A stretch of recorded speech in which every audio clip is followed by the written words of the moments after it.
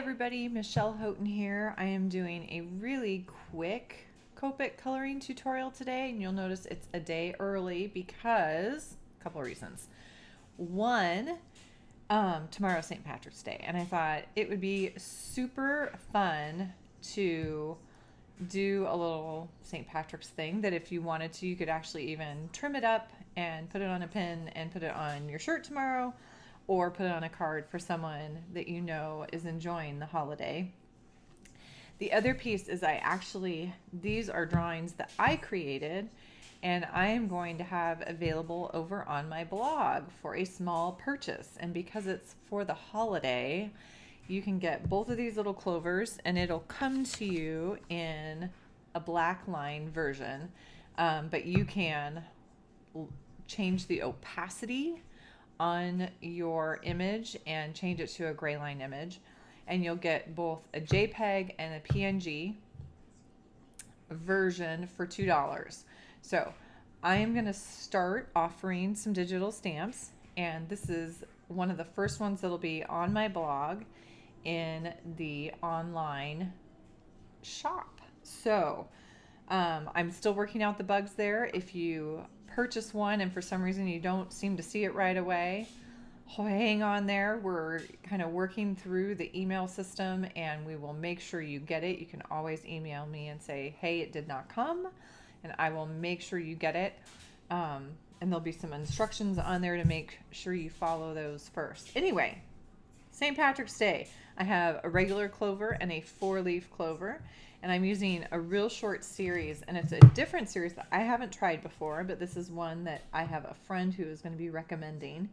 So it's a B32 for some underpainting, and then we've got a YG series, and it's a YG 95, and then a YG 25, and a YG 23. So that 9.5 is obviously going to be very desaturated, a lot of gray there. And then your 2.5 and 2.3 are really going to brighten it up. And I thought this would be a super fun combo to try on some clover. So of course, when I drew this, I looked up what a 4-leaf clover and regular clover look like, and also for the coloring. So in my head, I have a little bit of a game plan, but you know me, kind of always flying a little by the seat of my pants as well. So I'm going to start with actually the B, and this is going to be some underpainting, and I'm going to stay toward the core of the leaf and flick out. I am going to attempt to leave the center vein work on these. I'm going to attempt to leave that lighter. So let's do this. We're going to color one of these, and then we'll go from there. Now I might end up on the following ones adjusting this a little bit. This is kind of my, let's start with this, and I'm going to go from dark to light. So I'm going to start with that YG 9.5, and again flicking out from kind of near the base. I'm trying to leave at least right now that vein right down the center. Now if you look at photos, you'll see there's also some little veins that run out into the leaf. You could absolutely add those, especially if you enlarged. I've switched over to YG25, especially if you enlarge these little guys, the clovers, and increase the size. You definitely could add some vein work. I'm kind of have a plan in the back of my head of what I'm going to do here once I get these kind of smoothed out. So I'm going all the way back into the core of that YG 9.5, and then flicking out and beyond that with the YG 2.5, then the YG 2.3 is going to come out all the way to the edge of the image. And obviously at this point I'm going fairly quickly, so this ink is still extremely wet. Coming all the way out to the edge, going over that center vein, slowing down as I approach that, the image edge,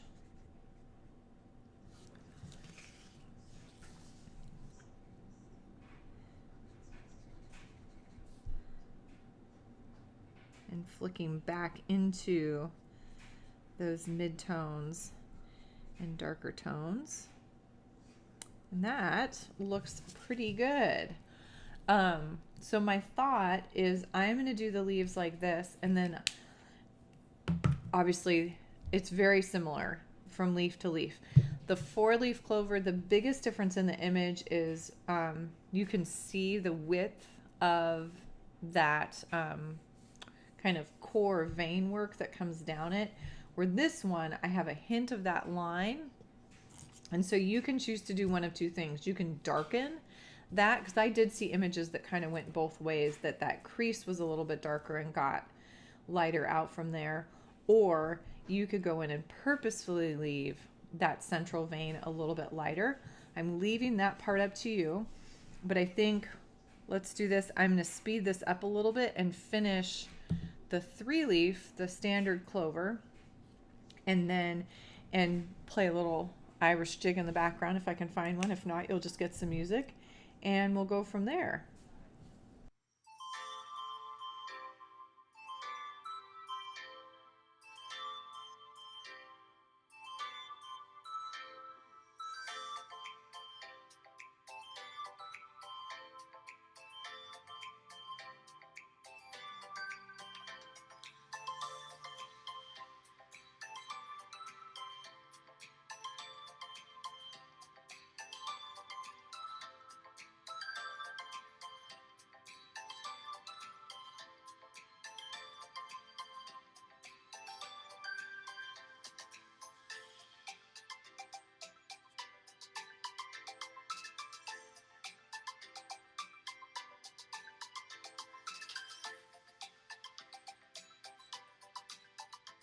All right, so I've got this little one colored up. I had a couple spots in between the leaves that I wasn't very careful. So I'm going to push those back a little bit with colorless blender, but chances are I would probably go ahead and trim this out and see. I put even just a little bit there and it kind of bled into the leaf. So, but what I was thinking about is adding, some of them had this kind of mottled texture out on the edges of their leaves a little bit, out in that lighter area. So I'm not trying to necessarily do spots, like real distinct ones. I just thought it might be worth kind of big blotchy. You could use like a cotton ball to go in there to get the same type of effect. I'm not holding it down real precisely. I'm just adding kind of a soft texture into that color. What I like about this is some of those kind of earthy yellows from the YGs kind of pop forward a little bit, and I love that effect.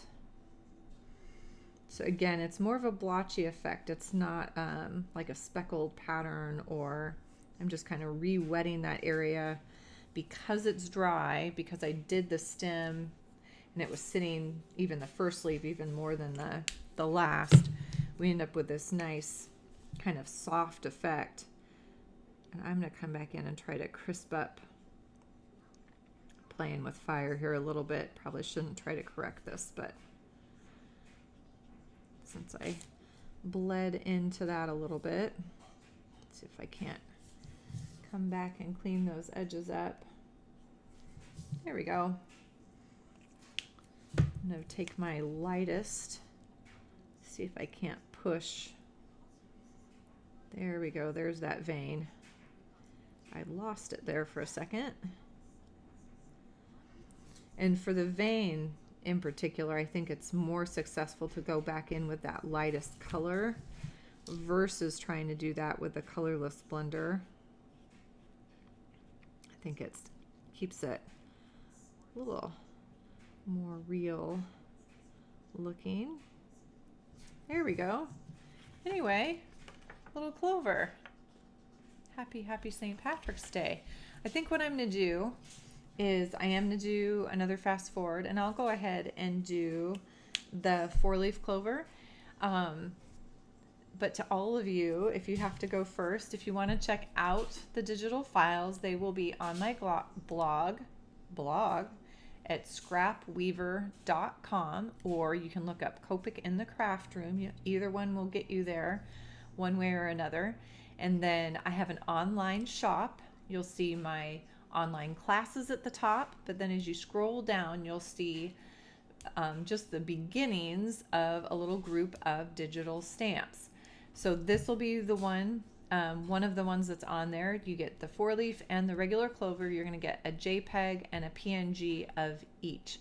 Now it will be in a black line. So to turn it into kind of a no line or a gray line image, you'll have to do that adjusting. There's a lot of great tutorials out there about how to do that with whatever program you're using. So you'll have to kind of do some looking on your own for that one. But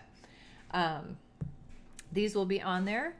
And yeah, so I will just fast forward away, send you off with some music. Those of you who need to be done can be done. Everybody out there, have a happy, colorful day, and happy St. Patrick's Day.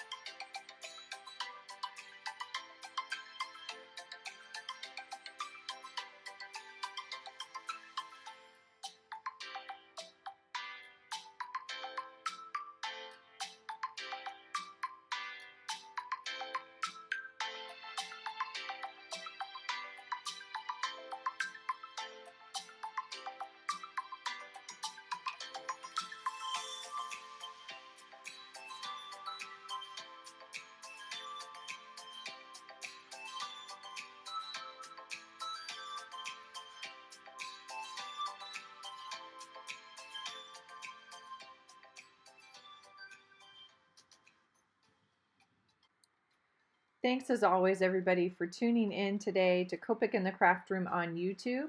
Again, if you're interested in these images as digital stamps, they will be over on my blog at scrapweaver.com. They're going to be on special today and tomorrow, March 16th and 17th, 2021. Thanks so much. Have a happy St. Patrick's Day tomorrow, and as always, have a happy, colorful day.